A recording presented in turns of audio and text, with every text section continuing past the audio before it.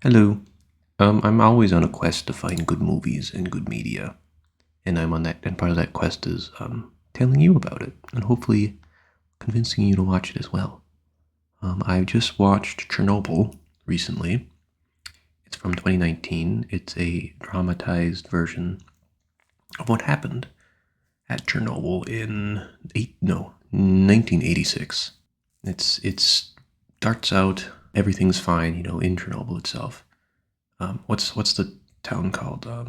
Starts with a P. Pripyat, I think. Everything's fine, and then they're running a test in the reactor, and spaghetti-o, something goes wrong. Something goes very wrong.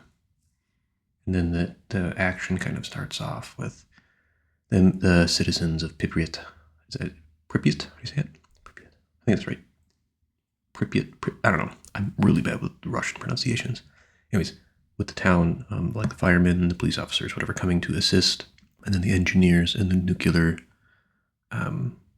workers. I guess they're all nuclear engineers working at the power plant, and then it devolves into this is the best part is difficulty maneuvering it within the bureaucratic system of the USSR. Right? I think it was USSR at the time. Like on the ground, it's like, oh, it's fine. Just tell the next level up, it's fine. Tell the next level up, it's fine. And every level it goes up, it gets less and less severe.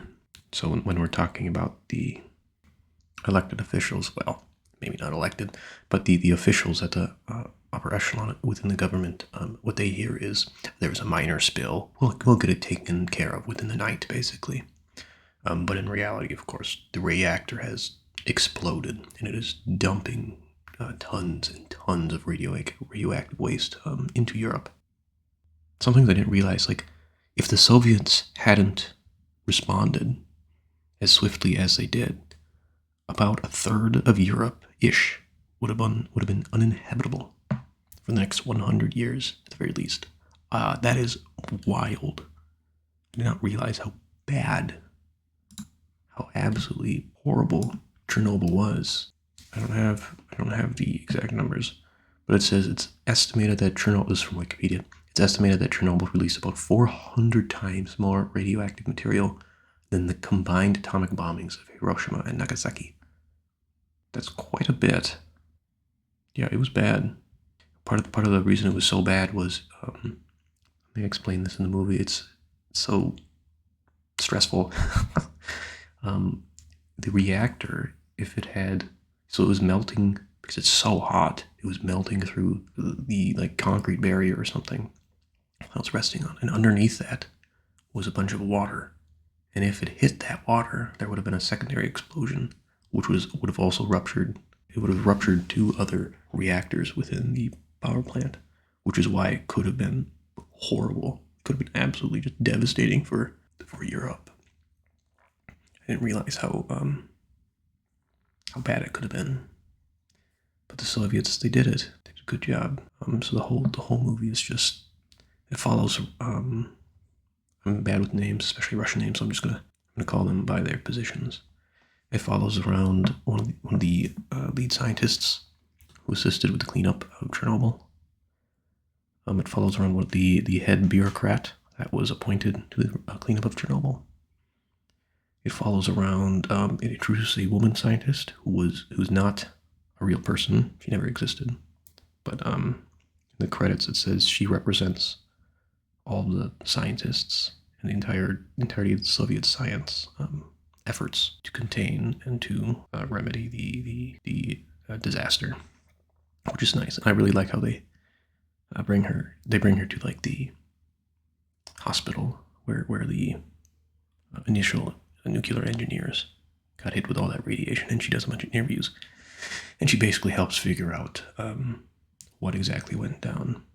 It's kind of a little conspiracy on why it exploded. Do you want a spoiler? I'll give you a spoiler. I'll warn you. It's not huge. It's just science stuff. But the spoiler is that, of course, the reason the reactor wasn't super safe was because they were cutting costs. Because the Russians are cheap, or the Soviets are cheap. I mean, everybody's cheap, right? But the Soviets especially, they like keeping the money to themselves. So the graphite, or the rods that go into the nuclear reactor to slow down the reactions, they had like graphite in them. For some reason, you can watch a video on YouTube that does a better job explaining this. It's actually quite interesting. But the graphite, when it was shifted, it entered a different part of the reactor, and that shift caused a sudden increase of reactions because graphite increases radioactivity. And so that shift caused a sudden start at the bottom of the reactor, went up through the reactor and caused it to explode. If they hadn't had graphite on the ends of their rods, that wouldn't have happened, and the reactor would have most likely powered down. But again, don't take my word from it. I'm not a nuclear reactor engineer guy. I don't really know what I'm talking about. I just watched some YouTube videos and the TV show, which again is really good, and you should definitely give it a watch. There's a couple things that I should tell you about if you are going to watch it. One is that the main scientist guy is, he's kind of portrayed as a selfless, good man who's just out to help and out to do good, and he kind of can't really do wrong in the film. In real life, that's not really the case. He was, like in the movie, he's all about kind of exposing the government and the lies and the cover-up, where in real life he wasn't. He was a staunch Soviet, staunch communist, and it was with his efforts, but it was also a lot of the scientific community within the Soviet states that got the reactors fixed and the graphite removed. What was the other thing? Oh, yes. So they show a bunch of guys, specifically engineers and the firefighters who showed up initially to help, and they show their wounds and the effects of radiation sickness. It's quite grisly. I covered my eyes for a very certain scene.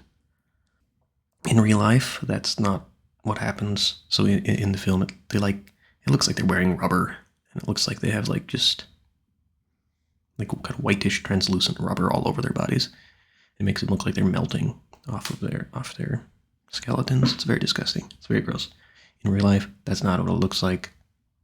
That's not what happens. Yes, you die, and yes, it's horrible, and yes, it's unbelievably painful, but you don't turn into like a piece of rubber.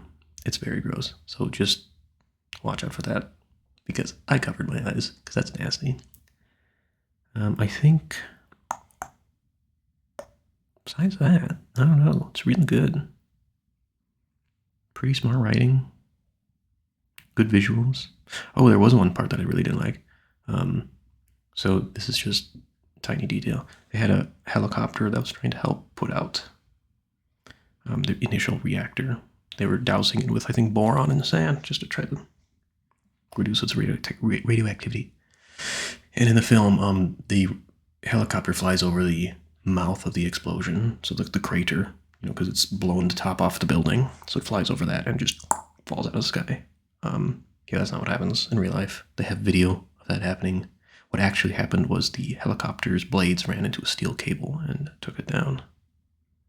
I thought that was a bit dishonest. Well, maybe not dishonest, but deceptive. That's a better word for it. But short of that, it is fantastic. Absolutely fantastic. Highly give it a watch. Watch the whole thing through. It's very good. It's very, very good. So, yeah.